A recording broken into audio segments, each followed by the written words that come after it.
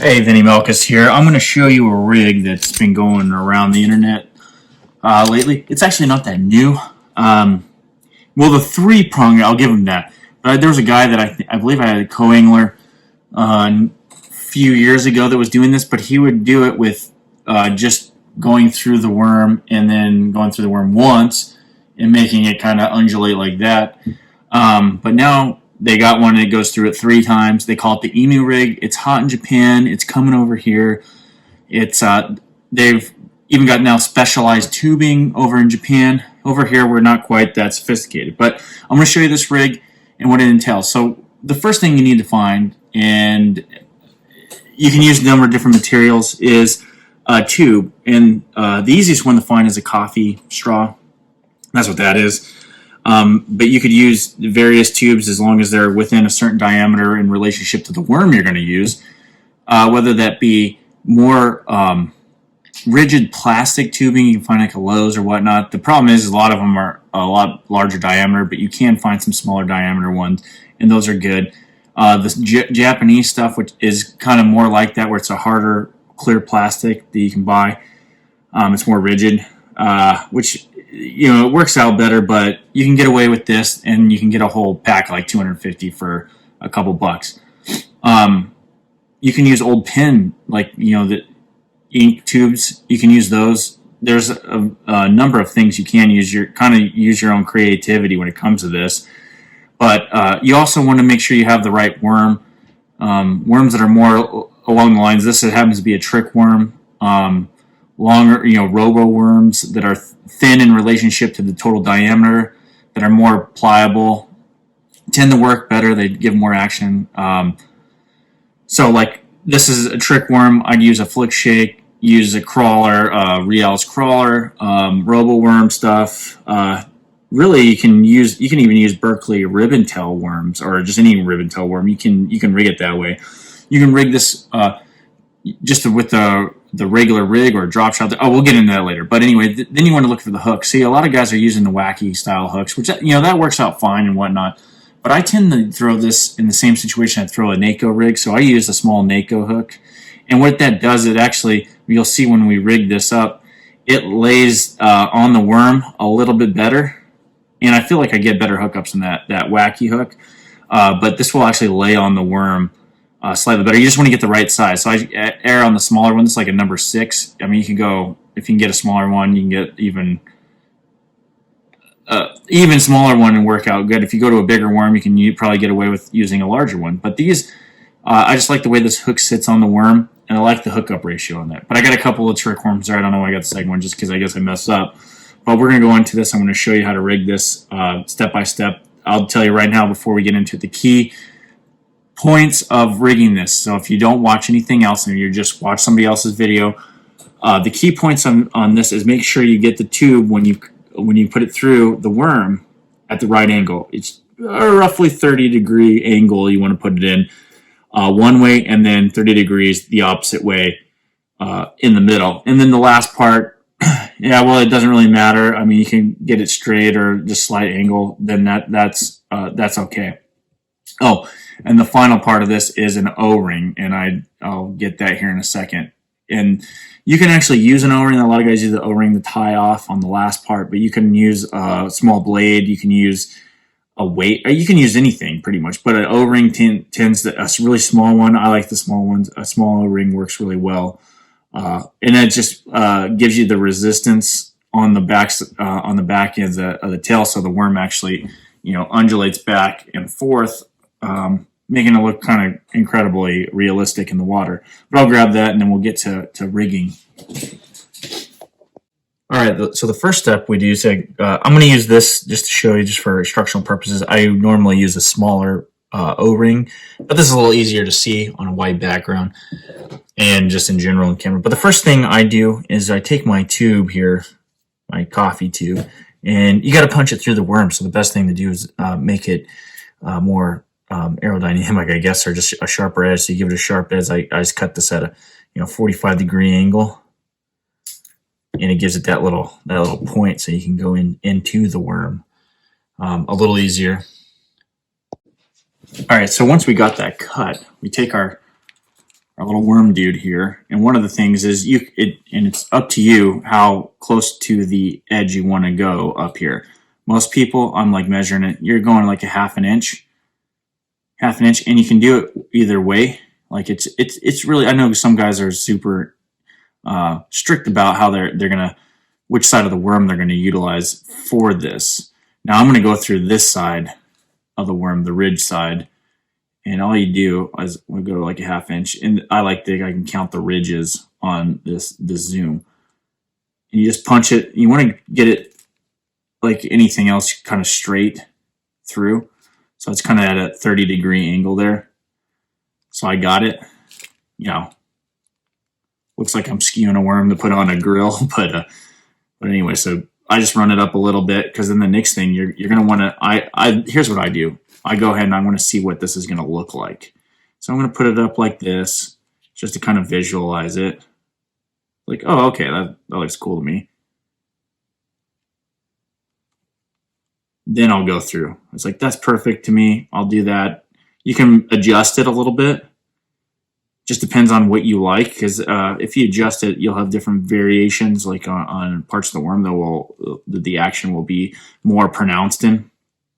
But in this case, I'm just going to do it pretty well. I'm going to leave a little bit on the tail end, because with this, it has this, with the trick worm, there's a little bulb on this tail. It kind of moves, and I do that too with the fat Neko, the Yamamoto Daiwa fat Neko. So I'll go like this. Okay, we're going to punch through, and essentially what you're doing is you're punching through at another angle there. And then you're going to punch through the tail. So we went through that way. So we're going to go through the ridges again. Bam, son. And there you go. So it looks like you just skewed this. Like you let this loose in the house and your kid got a hold of it and decided to do, mess around with your worm, your fishing tackle box. But it's skewed like that. Looks pretty good. Now, once you're here, you'll get faster at this. You can pre-rig some of these if you're really on a good bite, because sometimes they do tear out. Like, get a fish, but a good fish. But so you can go ahead and pre-rig some of these if you got time. Otherwise, you can get really good on the water. What I like to do here is you can apply. See, this is the step where you can actually apply the glue now if you wanted to. I don't necessarily do that yet. I go ahead and just cut. So I'm going to go as close to the worm as I possibly can, and I'm going to go ahead and just give this dude a cut. And I'm going to come over here, and I'm going to give this a cut,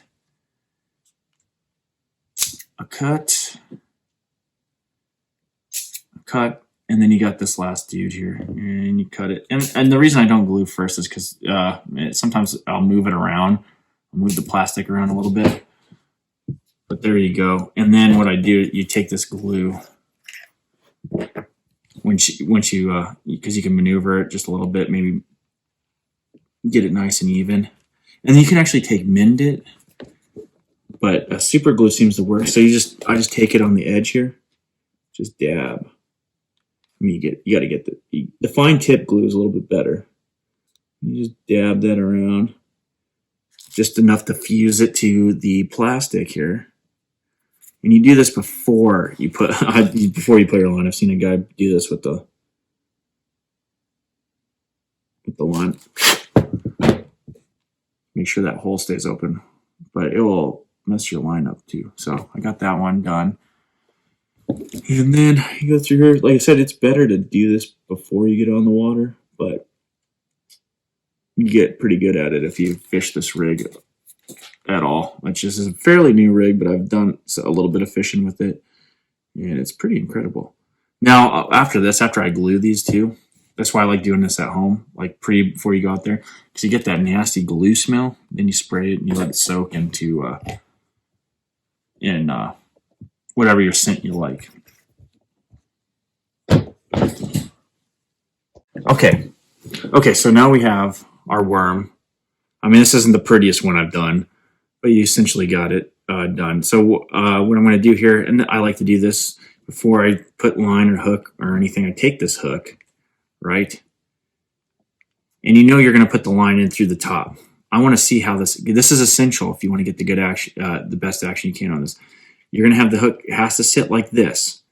It has to, or I guess it doesn't have to, but it has to in order to impart the action you want. Because if you put the hook too far back or the eye of the hook too far back or too far forward over this hole, it creates a little bit of resistance on the line, and it inhibits the action.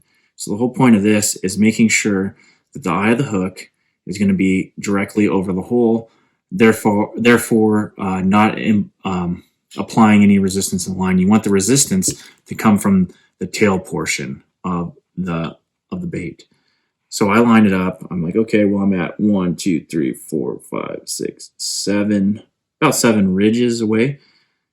I like to do that, or I'll just ballpark it on the deal, but I'll line it perfectly up with the hole and skin hook this baby. I do this before I even put the line on. So then, look at that. So I get it perfectly, that way I can maneuver it, and that's how it's going to be rigged, right? The Neko. I just like how that Neko hook just sits there. So I got it right there, and we can finagle it around to make sure that that's perfectly over the hole. But that's how that hook's going to lay on that worm. That's how I do it. Now the next step, I don't know if you can see this, but this is your line, and I just grabbed some off a rod real quick. But you're going to take this, and you're running the line down above the hook. So I'm just going to go and run it. I'm not even going to run in the hole yet. Let me see it. So I got it through that hook, and you don't tie it to the hook. The hook is free swinging pretty much on this. Well, it is. It's not pretty much. It is free swinging.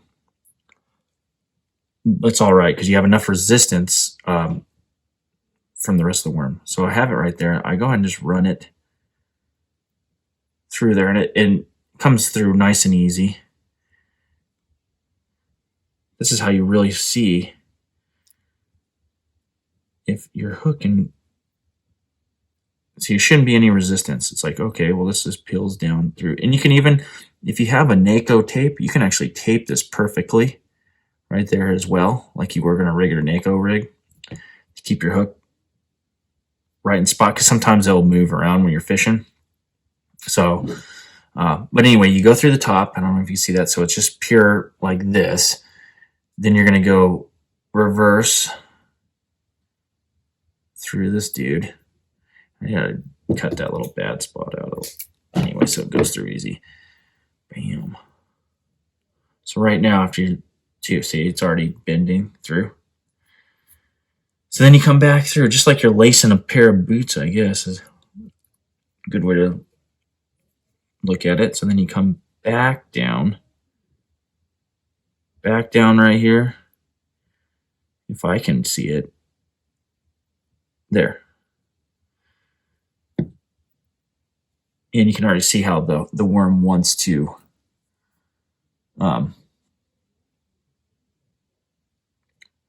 act. You want to right like that. So that's essentially the rig. Now you just tie your split ring on, which for instruction, I'm just going to tie this real quick with a little Palomar knot. Tie this dude on, so we'll go through like so.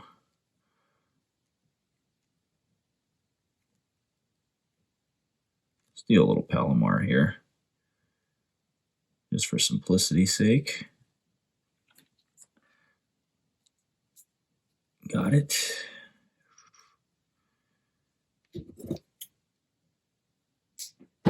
All right, so then we pull this up, see how there's no resistance. You can actually apply a little weight, like in the head here, or you can run a drop shot leader up there. But this just goes like this. And that's just a worm puppet. So anyway, that's the Enu rig. And it is a fish catcher, I'll tell you that. I've only really fished with it because I saw that one guy years ago. He was using something, but you just axe this middle one out, and he had the second one had more go like this, and he caught a couple. I mean, he wasn't like burning the live well out of the boat or anything, but he did all right. And but But now this is more on the mainstream. I'll probably start fishing, and I really a lot. I stopped thinking about it after I saw that guy do it a number of years ago, and then now, yeah, it really does impart some cool action. But I'll probably do a video out on the water fishing this. Probably this is something I can see me replacing a little bit of my Neko stuff around docks and whatnot, highly pressured areas. But we'll try it out. But here you go. Like I said, this is a Zoom trick worm, just a coffee straw, Neko hook, or you can use the wacky hook like a lot of guys are using. And a split ring. Like I said, I would normally want to use that biggest split ring and use a smaller one, but it gets the job done. You can put also like a blade on here or even a weight, but a lot of guys are using those little like blades like you see on VMC stuff. You put a little blade on there, it gives a little more action. But anyway, that's the rig. I'll talk to you later. Like, subscribe.